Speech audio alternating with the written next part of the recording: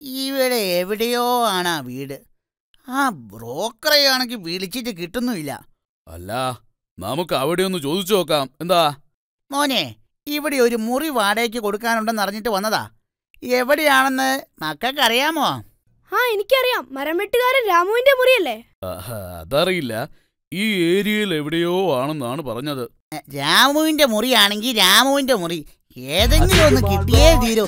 അത്രയ്ക്ക് അത്യാവശ്യം. മരം വെട്ടുകാരൻ രാമുവിന്റെ മുറിയോ? അതിന് അയാൾ തന്നെ വാടകയ്ക്ക് ഒരു ചെറിയ മുറിയിലല്ലേ താമസം? പിന്നെ ഏതാ മറ്റൊരു മുറി? അതൊന്നും അല്ല. അയാൾക്കിപ്പോ സ്വന്തമായിട്ട് മുറിയൊക്കെ ഉണ്ട്. കഴിഞ്ഞ ദിവസം മരം വെട്ടാൻ പോയപ്പോ രാമു ഒരു മുഴുത്ത മരം കണ്ടു. അയാൾ അത് ഒറ്റ വെട്ടിന് 2 മുറിയാക്കി. അതിലൊന്ന് അയാൾ താമസിക്കുകയും മറ്റേത് വാടകയ്ക്ക് കൊടുക്കുകയും ചെയ്യുന്നുണ്ട്. എന്താ, ചേട്ടന് വേണമെങ്കിൽ ഞാനൊന്ന് സംസാരിച്ച് ശരിയാക്കി തരാം. മോനെ, അങ്ങനെയൊന്നും പറയരുത്. വാക്കുകൾ സൂക്ഷിച്ചുപയോഗിക്കണം. കേട്ടിട്ടില്ലേ? സൂക്ഷിച്ചാൽ ദുഃഖിക്കേണ്ട. അതൊക്കെ വെറുതെയാണ് അച്ചോ. കഴിഞ്ഞ ദിവസം വെറും 4 നാടൻ ബോംബ് വീട്ടിൽ സൂക്ഷിച്ചതിനാ എന്റെ അമ്മാവനെ പോലീസ് പിടിച്ചത്. ഇപ്പൊ കേസും കോടതിയും ഒക്കെ ആയി മൂപ്പര് നല്ലോണം ദുഃഖിക്കുന്നുണ്ട്. നിന്റെ മൂത്ത അമ്മാവനാണോ വയനാട്ടിൽ എസ്റ്റേറ്റ് ഒക്കെ ഉള്ള? ആ, മൂപ്പര് തന്നെ. മൂപ്പരകത്തായ സ്ഥിതിക്ക് ഇനി ആ എസ്റ്റേറ്റ് ഒക്കെ ആരാ നോക്കുക? നീ ആ എസ്റ്റേറ്റ് കണ്ടിട്ടുണ്ടോ?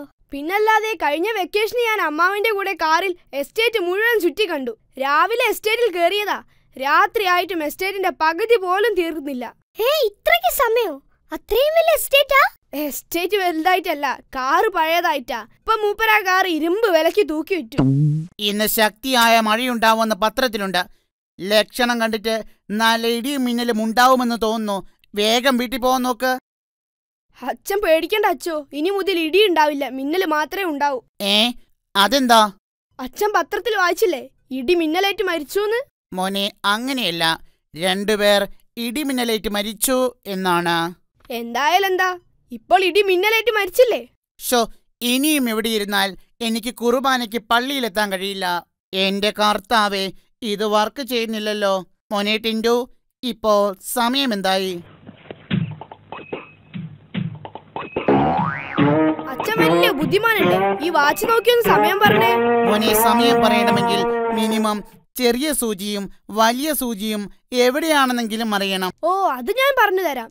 ചെറിയ സൂചി എന്റെ വീടിന്റെ കിണറ്റിലുണ്ട്, വലിയ സൂചി അരിച്ചാക്കിലും. ഇനി പറ.